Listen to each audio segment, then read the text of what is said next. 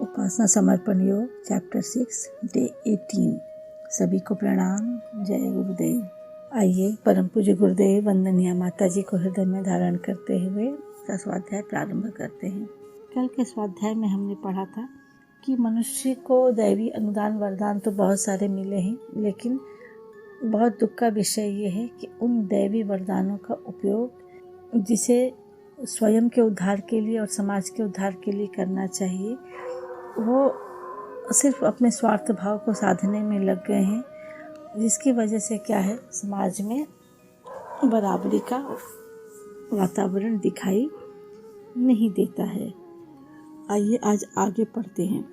वर्तमान समय में अधिकतर लोगों की मति ऐसी दिखाई पड़ती है, दूसरे लोगों को आगे बढ़ाने, ऊंचा उठाने के बजाय उनको नीचे ढकेलने, उनकी उन्नति के मार्ग को अवरुद्ध करने में ही अपना लाभ समझते हैं। वे ख्याल करते हैं ऐसा करने से उन लोगों को मिलने वाला लाभ भी हमको प्राप्त हो जाएगा और हम ही सबसे बड़े बने रहेंगे।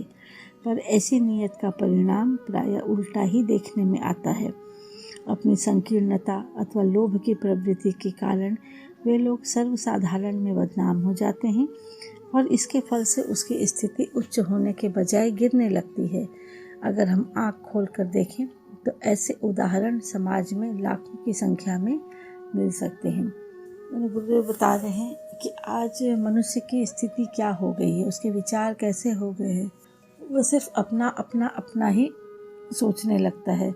दूसरों को आगे बढ़ाने और ऊंचा उठाने के बजाय कैसे हम दूसरों को और नीचा दिखा सकते हैं, कैसे हम दूसरा अगर उन्नति के पथ पर आगे बढ़ना चाहता है तो हम कैसे उसके रास्ते का रोड़ा बन सकते हैं, कैसे उसको आगे बढ़ने से हम रोक सकते हैं। ऐसे में ही उसका जो है अपना लाभ समझने लगते हैं। वो सोचने लगते हैं कि अरे वो आगे बढ़ जाएगा तो उसकी वैल्यू बढ़ जाएगी, फिर मेरा क्या होगा, मेरी वैल्यू कम हो जाएगी। ऐसे विचार जो हैं लोगों के अंदर, बहुत स्वार्थपर विचार लोगों के अंदर आते चले जा रहे हैं। लेकिन इससे क्या होता है, वो सोचते हैं कि अगर हम ऐसा करेंगे तो जो उन लोगों को लाभ मिलने वाला था वो सारे लाभ उन तक नहीं पहुंच पाएगा और सारे के सारे लाभ जो है वो हमारे को ही मिलेंगे। कहते हैं ना, जमाखोरी और अपने आप को बड़ा बनाने के लिए हर वो रास्ते को अपनाना जो कि दूसरा कोई उस वहाँ तक पहुँच ना सके। अपना वर्चस्व कायम रहने के लिए वो किसी और को आगे नहीं देना चाहते हैं। ऐसा क्यों होता है कि बस हम बड़े बने रहें, हमारे आगे और कोई ना आ पाए। उनके अंदर संकीर्णता और लोभ की प्रवृत्ति इतनी ज़्यादा मात्रा में होती है कि इससे आगे वो सोच ही नहीं पाते हैं। और अपनी इसी प्रवृत्ति के कारण देखा जाए तो एक टाइमिंग तो समझ में लोगों को नहीं आता है, लेकिन जब ये बात समझ में आने लग जाती है कि इन लोगों की ऐसी प्रवृत्ति के कारण दूसरा व्यक्ति आगे नहीं बढ़ पा रहा है, तो फिर उनके समाज में बड़ी बदनामी होती है।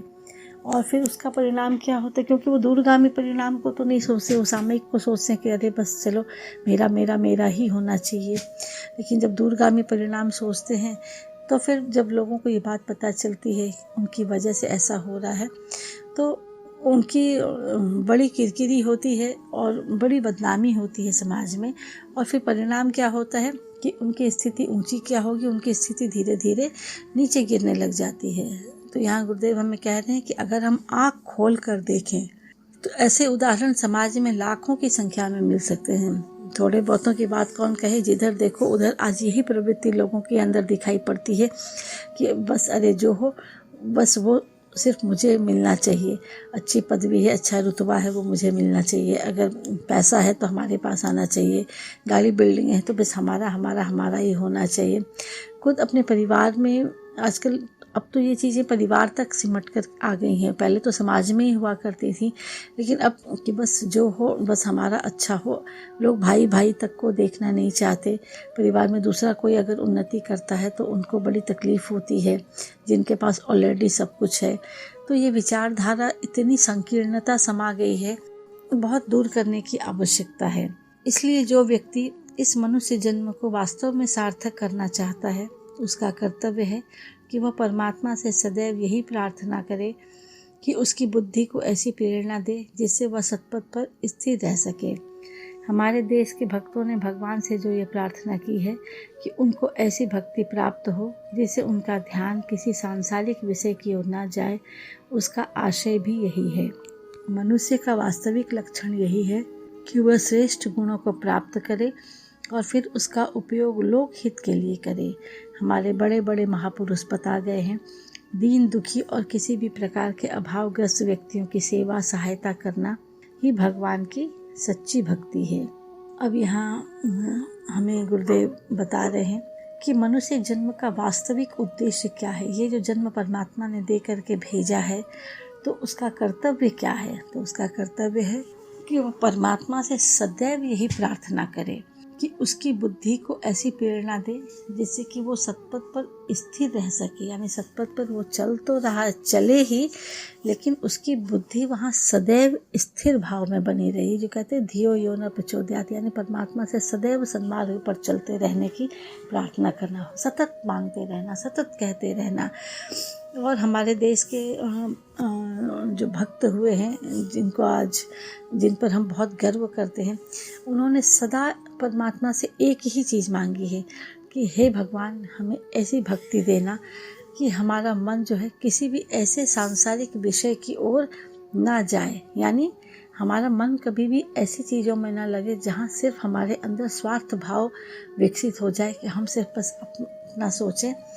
और उस मनुष्य का वास्तविक लक्षण क्या है कि मनुष्य जन्म की हमें प्राप्ति हुई है। बाकी सारे सभी तो प्राणी हैं, सभी प्राण लेकर के आए, सभी के अंदर ईश्वरीय अंश विद्यमान है, लेकिन मनुष्य ही एकमात्र ऐसा इंसान है जो कर्म करने के लिए स्वतंत्र है। बाकी देखा जाए तो बाकी जो योनियां हैं सभी में प्राण है, ईश्वर का अंश है, लेकिन सभी भोग योनियां कही जाती हैं। बाकी इसमें जो आते हैं वो अपने भोग को भोगने के लिए आते हैं।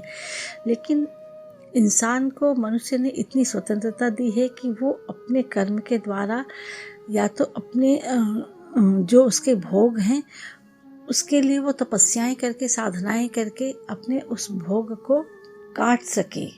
ये बुद्धि और ये कुशलता सिर्फ और सिर्फ मनुष्य को ही प्राप्त है। या फिर वो बहुत अच्छे कर्म करके आया, बहुत अच्छी सब कुछ उसको मिले, और लेकिन अगर उसकी बुद्धि खराब हो गई तो क्या करता है व्यक्ति, अपने अच्छे कर्मों को भी बुरे मार्ग को अपना करके उसको वो खराब कर लेता है। तो ये हमें परमात्मा से, इसलिए हमें ये जो हमें जीवन मिला उसका हम श्रेष्ठतम उपयोग करें।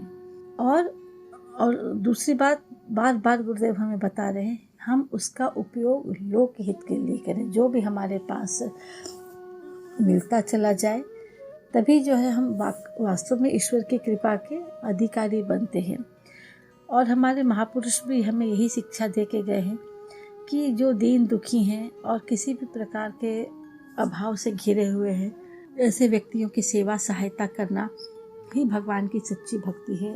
अनेक महापुरुषों के उदाहरण समाज में हुए हैं जिन्होंने नर सेवा को ही नारायण सेवा कहा, और इस सेवा भाव के आधार पर ही वे अपने पदचिन्ह छोड़ गए हैं हम सबके लिए, और अपने जीवन को जी करके और अपने जीवन के द्वारा वो बता करके गए हैं कि भगवान की सच्ची भक्ति इसी में है जो मनुष्यों की, दीन दुखियों की सेवा किया करते हैं।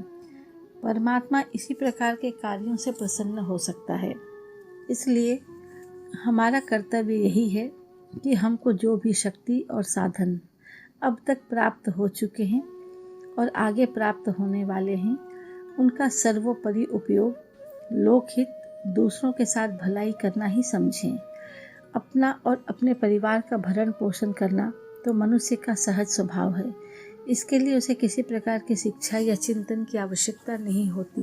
पर यदि हम परमात्मा की दया से अच्छी शक्ति और साधन पाकर भी उन सब का उपयोग केवल अपना पेट भरने के लिए करते हैं, तो वास्तविक मनुष्य कहलाने के अधिकारी नहीं बनते हैं। इसलिए संपूर्ण गायत्री मंत्र का आशय यही है कि हम परमात्मा से ऐसी शुद्ध बुद्धि प्रदान करने की प्रार्थना करें जिससे अपना और दूसरों का कल्याण करने का भाव सदैव बना रहे, और स्वार्थ के साथ परमार्थ को प्रधानता देकर हम इस मनुष्य जन्म को सफल बनावें। बार बार गुरुदेव इस चैप्टर के द्वारा हमें ये समझाना चाह रहे कि ये जो मनुष्य जन्म हमें मिला है वो हमें बड़ी कठिनाइयों के बाद प्राप्त हुआ है। कहते हैं कि ये सुर दुर्लभ है, यानी देवताओं के लिए भी मनुष्य का जन्म दुर्लभ है। लेकिन जब मनुष्य का जन्म मिला तो उसका हमें बिल्कुल सदुपयोग करना है, इसका सार्थक उपयोग करना है। और ये कैसे होगा? जब मनुष्य के अंदर मनुष्यता आएगी।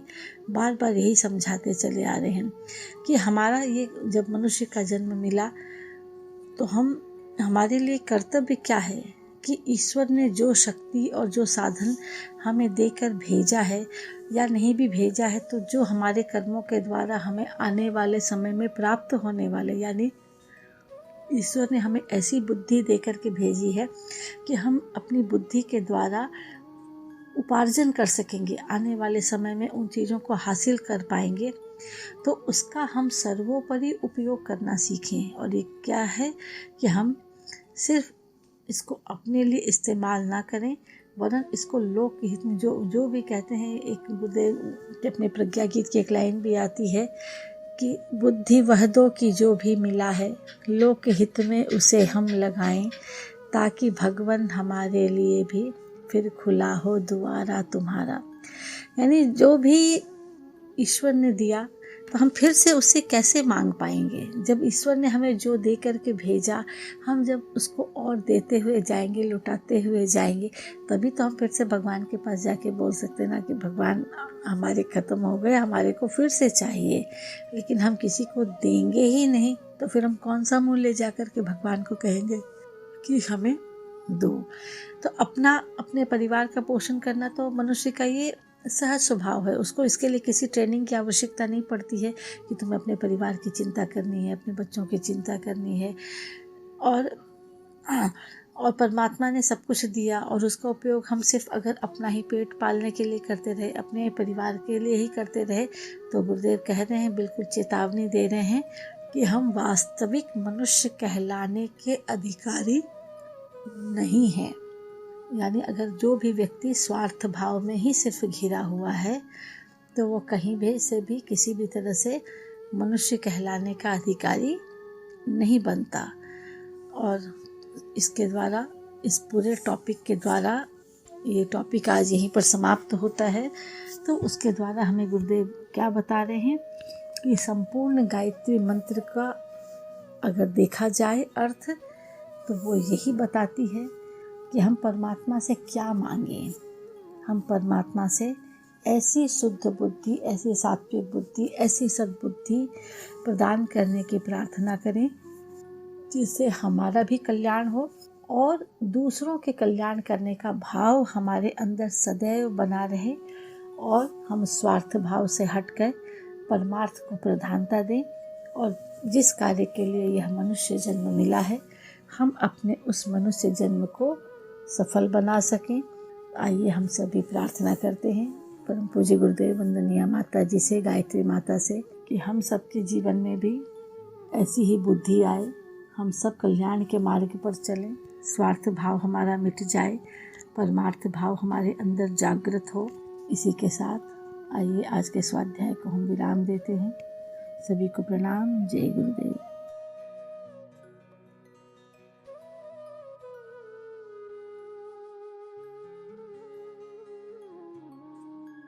हमारे YouTube चैनल को सब्सक्राइब करें और बेल आइकन को दबाकर ऑल पर क्लिक करें ताकि नोटिफिकेशंस आपको मिलती रहें।